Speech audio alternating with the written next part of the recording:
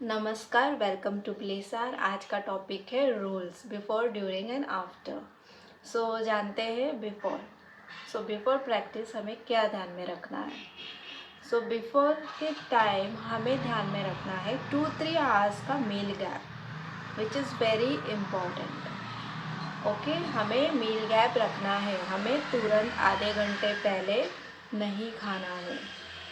Okay, आधा घंटा 1 घंटा नहीं, 2-3 आवर्स का तो कंपलसरी गैप होना ज़रूरी है। ओके, क्यों? बिकॉज अगर आप जल्दी खा रहे हो, मतलब आधे घंटे पहले प्रैक्टिस के, तो अगर जब प्रैक्टिस करते हो आप, तो हमारी बॉडी में जो हीट प्रोड्यूस होती है, कूलिंग डाउन होता है, ब्लड सर्कुलेशन होता है, ये हर चीज़ों पर काम होता है प्रैक्टिस के टाइम। तो ये चीज़ें प्रॉब्लम क्रिएट कर सकती है, बिकॉज हमारा मील डाइजेस्ट नहीं हुआ रहता है और हम उसे डिस्टर्ब करेंगे अगर प्रैक्टिस करना तुरंत स्टार्ट करें। तो इसीलिए 2-3 आवर्स का मील गैप होना ज़रूरी है। ओके, अभी सेकेंड पॉइंट है, before practice you need to be careful about your water level in your body. Dehydration नहीं होना चाहिए, इसीलिए आपको 1 glass of water half an hour पहले या 1 आवर पहले आपको पीना है, प्रैक्टिस के पहले। ओके, ये हो गया second point. Third point, comfortable clothes पहनो, टाइट क्लोथ्स नहीं पहनना है। ये इसका रीज़न मैंने मेरे प्रीवियस वीडियो में बता दिया है, आप जाके चेक कर सकते हो। तो ये 3 चीज़ें आपको ध्यान में रखनी है। ओके, अब आती है ड्यूरिंग प्रैक्टिस के टाइम हमें क्या ध्यान में रखना है। ड्यूरिंग प्रैक्टिस हमें ध्यान में रखना है कि हमें अगर नेचर कॉल आ रहा है तो हम जाकर उसे तुरंत कर लें। हमें होल्ड नहीं करना है, बिकॉज हम होल्ड करके प्रैक्टिस नहीं कर सकते, उसके डिसएडवांटेज भी हो सकते हैं। Holding is not good, so go ask permission to teacher and you can go, and then आके फिर कंटिन्यू करो practice. Second point during practice ये है, अगर आपको डिहाइड्रेशन फील हो रहा है, so you can drink water, but not 1 glass of water, sip by sip आपको पीना है।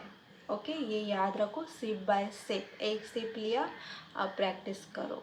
फिर से अगर डिहाइड्रेशन हो रहा है, फिर से सिप लो, फिर प्रैक्टिस करो। ओके, ये चीज़।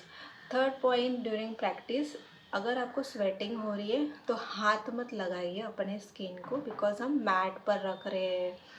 ओके, हम बहुत सारी चीज़ों पे हाथ लगा देते हैं वाइल प्रैक्टिसिंग, बॉटल हो, नैपकिन हो, जो भी है, फ्लोर पर हाथ लग जाता है, ब्रिक्स पर होते हैं अगर आप प्रॉप्स यूज़ कर रहे हो। सो वो डायरेक्ट हमें स्किन को टच नहीं करना है, हमें नैपकिन हमारे साथ रखना है और वो नैपकिन से हमें सिर्फ डैब करना है, उसको रब नहीं करना है, स्किन को डैब करना है।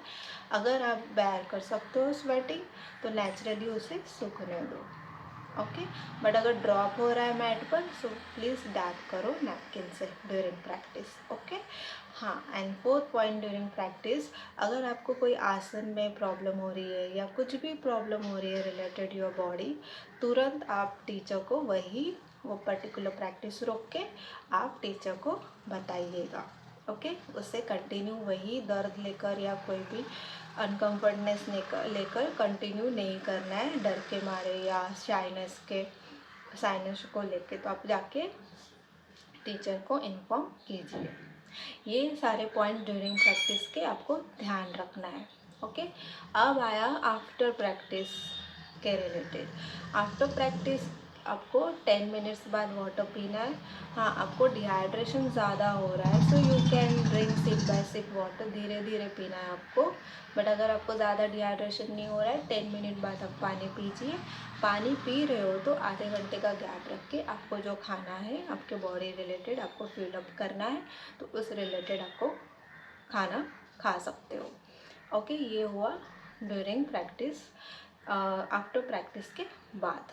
ओके, सो अभी सेकंड पॉइंट आता है आफ्टर प्रैक्टिस, कि आप ये ध्यान में रखो कि जब आप प्रैक्टिस ख़त्म करते हो 5 मिनट्स बैठ जाओ।